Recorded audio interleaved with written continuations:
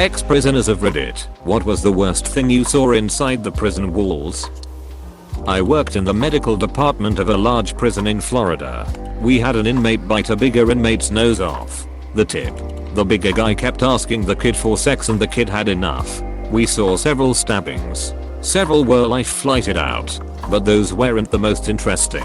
We had an inmate smoke some bad spice. Made out of God knows what. He came to medical out of his mind and later died because it caused brain hemorrhaging. One guy got a dislocated patella and was just sitting patiently as I got his info. I asked if it hurt and he said yeah. I asked how he was so chill and he replied, because I'm not a bitch. Oh yeah. I forgot the guy that got a stick of deodorant stuck up his ass so far we had to send him out to have it surgically removed.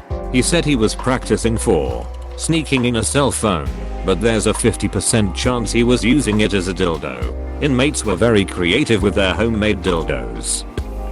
Not the most messed up, but this stuck with me for whatever reason. While studying medicine, I was working at a prison clinic in New York. Guy comes in with a fairly dirty cast on his arm. Otherwise he seems fairly normal. Has there to have his cast removed. So I ask him, when they put the cast on Hez says December. It's late January. So yeah, it's been enough time for the bone to heal. I figured his living conditions were the reason for the cast looking like that. So I got the okay and started removing the cast. The smell. His skin underneath looked terrible. And there were little pieces of wood and other crap embedded in the skin. Complete atrophy of the casted forearm. After further questioning, it turns out the cast had been on his arm for over a year. And it was just getting removed. I was glad to be getting out of that rotation. Not exactly terrible. In fact it might actually have been the best thing I saw while in prison. This was in Oregon by the way. Reputable for being some of the least hard yards in the country. Still saw plenty of shit. But this is the only one I like to talk about. Coming back from chow, you walk down this super long, football field length, 30 feet wide hall to get back to your cell block. Walking back I've got my eye on two elderly lifers, both with canes, having a pretty animated discussion over who knows what at the end of the hall. As I continue walking towards them apparently one of them says something the other doesn't like because he picks up that ducking cane and just beams the other dude on the head. I think oh duck here we go. Lock down and expect the other old timer to go down but nope. Homie must be made of sterner stuff because he picks up his cane and boom. Full on geriatric sword fight in the middle of mainline a la cliffside Inigo Montoya fight scene in The Princess Bride. Like, these dudes are really going at it. Clack clack clack. Occasionally getting each other. Couple of pretty gnarly lumps and gashes on each other's heads and they are just going back and forth all over the hall. Both of them 80 years old plus. Doing it Dark Ages style. Shit was wild. Eventually the guards managed to sprint down the hall, huffin' and puffin', and hose the two of them down with ox spray and dragged them off to seg. But I'll never forget my first old man stick fight. Fun fact, one of the dudes was a cannibal who killed and ate 3 people.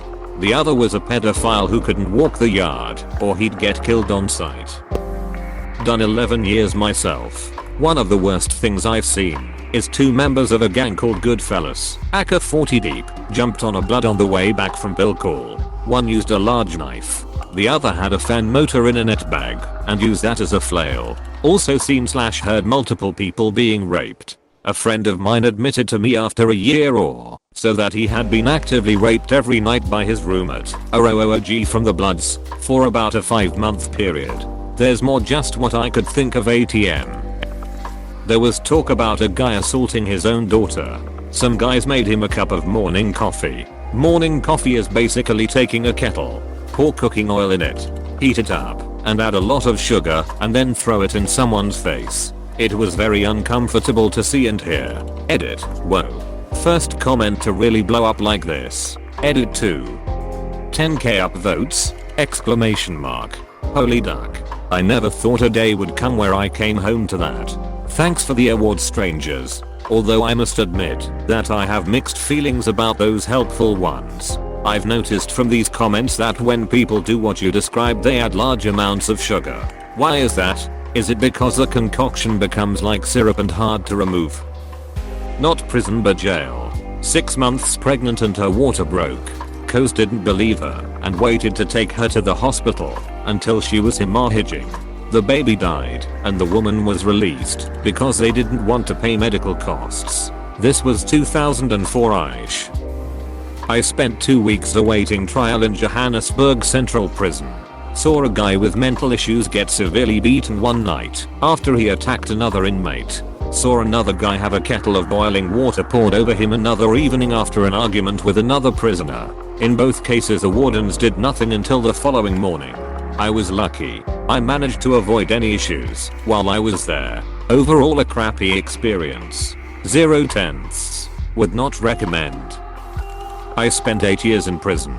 In the state of Georgia. There was a guy who made a hustle of hiding illegal cell phones for the Mexican gangs. When a shakedown/search occurred, this man was responsible for the loss of many of those cell phones. He was confronted on the yard and tried to escape by climbing the fence. He got stuck in the razor wire, shredding his forearms, while 7 or 8 Mexican gang members were stabbing him all in the back of his legs and his ass.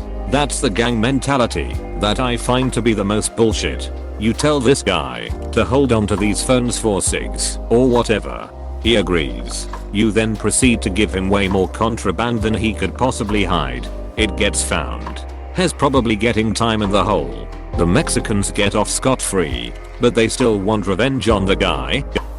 I've never been to prison, but my cousin did, and he came back out all sorts of messed up. He was arrested for drugs. According to him, he spent the majority of his time in solitary confinement. For his safety, he said that his first couple of months there were okay, as far as prison goes. But that one day, for whatever reason some guy who had been kept separate from the general population was accidentally put with the rest of the prisoners. Unsupervised, and that a few prisoners grabbed the guy and that they stomped on his elbows and legs to break them before they sodomized him with some shivs.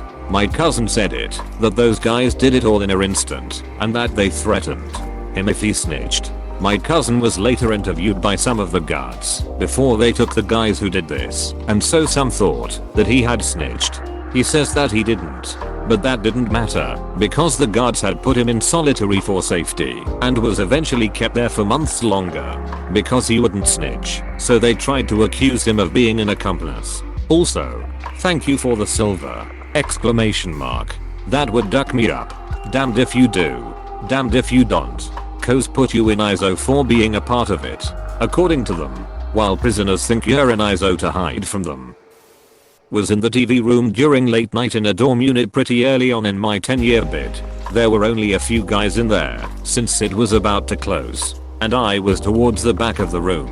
A guy walked in with a coffee cup, said sit down at a chair a couple rows in front of me, then leaves the room again. There was an older white guy sitting in the seat directly in front of the coffee chair. Couple minutes later, the man who left the coffee comes back in through the back door of the TV room. Walks right past me with a huge piece of metal. It looks like a giant tin can top.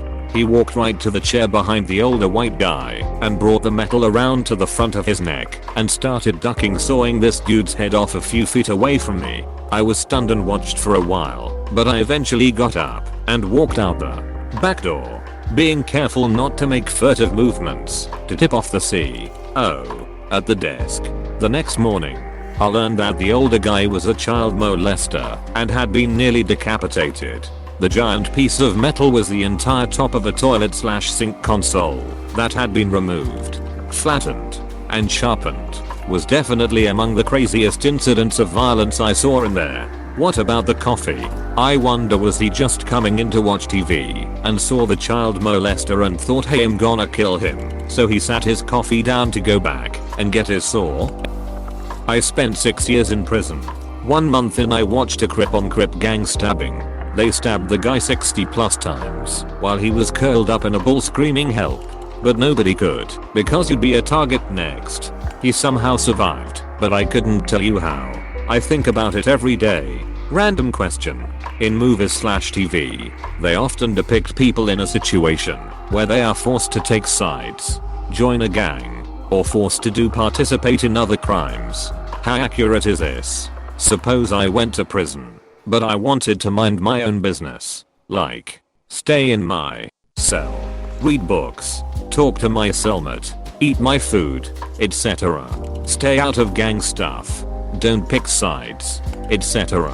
How easy is it to just mind your own business? That's what I did. I also found the other unaffiliated guys, and it seemed like we all tended to have a similar mindset. It's also important to note you have guys in prison who are criminals, and you have people who made mistakes. I'm a guy who made a big mistake. I was asked to join gangs, but just said no. Relatively quickly through good behavior I was able to go to what they call an annex in Tennessee. It's minimum security. At that point even gang affiliations mostly don't matter. It was just guys like myself trying to get home.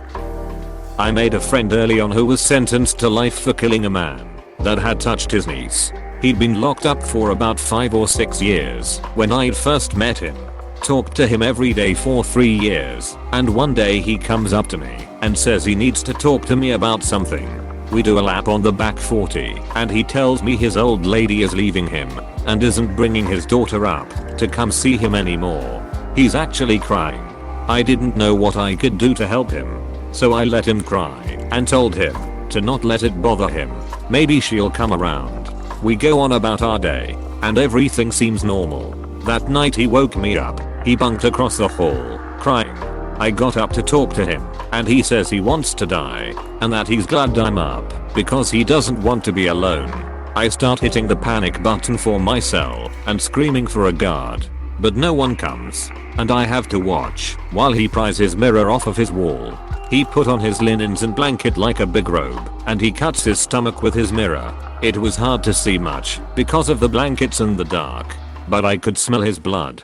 Then he lit his blankets on fire. The cops got there when the smoke alarm went off, but they were too late. I still have nightmares about it, screaming for him to stop, to just talk it out, but he never does. I've seen a lot of ducked up shit, man, but this was probably the worst, or at least it stuck with me the longest. Edit. Thanks for the hugs and support everyone. Makes how I feel after sharing hurt a little less. I appreciate it.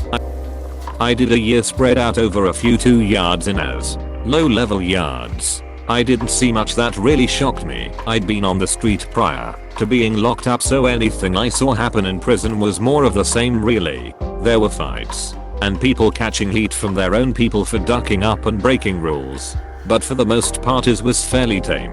I think the part that sticks with me the most is the amount of very clearly mentally ill people who were locked up with me, but were getting no help whatsoever. I mean, none of us were really getting any help, but some of these guys were clearly going to have no option when they left except to go back to what they were doing. To me, that was the worst thing I saw, the absolute apathy of the system as a whole. I was incarcerated with 1,200 other inmates on 1 yard in Tuscan, in a complex that had I believe 7 or 8 other yards on it. This is of course one of many complexes in, as this also came as a shock to me when I really thought about it, just the incredible amount of people being locked up. Most of the people I did time with were in for non-violent, drug-related offenses. I did 3 years inside HMP Belmarsh when I was 18. Having just transferred out of Yoikacum Wood, I was in for a non-violent but serious offense, so I was put on HB1 with all the lifers. I saw a lot of shit go sideways quickly there. Dudes having heads cracked in with pool balls out of nowhere in the lunch queue. But that all became pretty commonplace. What I will never forget is the feeling of surprise as 3 guys pushed past me on the stairs and wonder what the hurry was. Then watching them all barrel into a single cell. Still not sure what was going on. The screams that came from that room were horrific. It turns out they held down the guy, a big dude too, on his bed, threw boiling water on him, and repeatedly stabbed him. We all heard the screams but no one would alert a guard. It isn't done. Then, from my spot on the stairs next to the cell, I watched a guard walk over. His name was Mr. G-Bird. He saw what was going on through the window and the door, and turned around and walked off. Cunt doesn't describe him well enough. Edit, because some people seem to be defending him. Let me tell you what happened after. The guys ran off upstairs and flushed or chucked their razors and blood-stained clothes. Because Mr. G-Bird didn't get close enough to ID anyone, they got nothing other than being put on basic. If he had opened the door they could have been positively eyed. If the CCTV worked on the wing, They could have been eyed. Mr. G but was one person in a string of safeguarding failures. Doesn't mean he isn't at fault too. From reading the comments here, it really sounds like so many prison guards are sociopaths completely devoid of empathy. I imagine some are much worse characters than the prisoners they are meant to guard. Really makes you think. #TW. Speaking from a home life perspective, my adoptive father was a prison guard. Besides getting blackout drunk and raping me for years, he and his wife would beat the ever-loving shit out of me too. Judges wouldn't believe me because he was an upstanding prison guard. I don't know how I'm still alive, but I am. I don't date anyone that has some sort of background with the police or guards. No exceptions. I watched a guy come into federal prison camp, had a year and a day. They gave him a job driving a mower to mow grass. On his first day of mowing, he ran the mower off the edge of the pond. Mower flipped. The roll bar wasn't installed. They landed in about a foot of water. The back of the mower seat ended up on his neck. Mower on top of him and he drowned. The one co at the camp wouldn't let us help, but couldn't lift it. He called for help, but they had to come from the maximum across the street, and it was like 10 to 15 minutes. Finally we as inmates said duck it and ran to the water. It took 6 guys to lift the mower off his neck. The co and another inmate dragged him out of the water. By then the maximum prison co/medical had made it over. They started CPR. Already dead, they carried him on board, slid him in the back of pickup truck bed, drove him to the front. Life flight landed, took him away. Official report says he died on the way to the hospital in the helicopter, and his family believes that. I was one of the first to see to him. I was the one that went screaming to get inmates to come help. That man was dead when he came out of the water. I saw it in first person. The prison light covered it up because they didn't want to be sued. He was legally blind, remember that. They let him on a mower. Our commissary sheets was 1 page front and back. His was 3 pages, so that he could see it. After it was over, a day or 2 later, the camp director came and talked to the whole camp, saying he died on the way to hospital, that they tried to save him. Okay, whatever. Then a few hours goes by and the pose co is waking around talking to the shift change co and says they give him CPR because noon can die on prison property at a camp to our negligence. So we had to give him CPR to keep him alive till they got him off the property. He was dead. Way dead coming out of the water. I told this story last year when this exact question was asked here. So here is the retelling. I spent a couple weeks in county jail. On the first day, when we were all being processed into the facility, strip, bend over, spread your cheeks, and cough. We were told very succinctly to never ever even joke about suicide while in the facility. Kinda like how you just don't say bomb on an airplane anymore.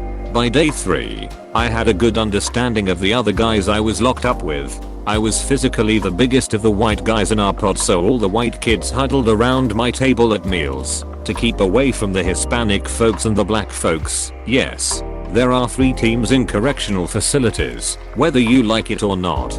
There was one kid in the group that seemed underdeveloped mentally. He probably had a learning disability among other things, but he essentially acted like a 12-year-old. I knew early on he was going to get himself in trouble because he never stopped talking or moving, and he was rubbing everyone the wrong way. I tried to tell him to chill out and be invisible, but he was not understanding what I was telling him. I had been there a week. When the 12-year-old finally lost his cool completely, he was in the shower, singing and joking around, putting on a performance that went too far, and he pooped on the floor as a joke. After the other guys in the shower grabbed their towels and ran, he proceeded to kick the poop all over the walls and into the other shower stalls. I didn't shower for the rest of my stay. Truth be told, it turned into a big scene. And then when the trustees came in to clean up the poop all over the walls, it turned into an even bigger scene. The whole time, the 12-year-old was locked in a cell near the showers, laughing and joking as other inmates had to clean up his poop and make the shower area sanitary again. State-run facilities have standards after all. The next day, everyone was looking at the 12-year-old with hate in their eyes. Kinda like Gomer Pyle in Full Metal Jacket. Everyone missed their showers the day prior due to the poopsident. And then the kid was still up to his antics at breakfast the next day. Everyone got really cold toward him. even openly mean. I'll admit, I started ignoring him completely after the poop. It took him a day or two to realize he was hated by all. And then his personality changed dramatically. He became sad, despondent, and started talking to the co's because the other inmates wouldn't talk to him anymore. He ducked up and told the co's that he should just harm himself and make everyone happy. And that was all it took. They dragged out the blue burrito. This is the scariest thing I had seen in jail. The blue burrito was a 10-foot long blue foam mat, like you would use in gym class, with two 12-foot long red belts attached. They laid it out on the floor, forced the 12-year-old to lay on the mat, and then they rolled him up with his arms at his sides into the blue burrito. The two long red belts clipped together at the top and bottom of the burrito, keeping it all nice and tight. This was the suicide protocol at the jail. No counseling, no medical ward. You lose the ability to move. They put that poor bastard in the burrito around 8 p.m, dragged him into his cell, and left him laying on the floor, wrapped up tight, until breakfast the next morning. Around 8 a.m, the child molesters and gang members in protective custody get to eat breakfast first. Imagine being unable to move, barely able to breathe, with no end in sight for 12 hours on the floor of your 8x8 cell. My cell was up above his, and I heard him weeping and moaning in agony all night. He didn't say a word to anyone, or look anyone in the eye for that matter, for the rest of the time I was there. One night in the blue burrito broke him. I was physically the biggest of the white guys in our pod, so all the white kids huddled around my table at meals to keep away from the Hispanic folks and the black folks. Our Asians just ducked in prison. Saw someone break a small branch off a tree in the yard, dry it out in the sun, sharpen it down to a point on the concrete, and then stab a guy in the back with it 4 times. He had to be airlifted to hospital because it punctured his lung. If you enjoy watching these videos, make sure to hit the subscribe button and like this video. Thanks.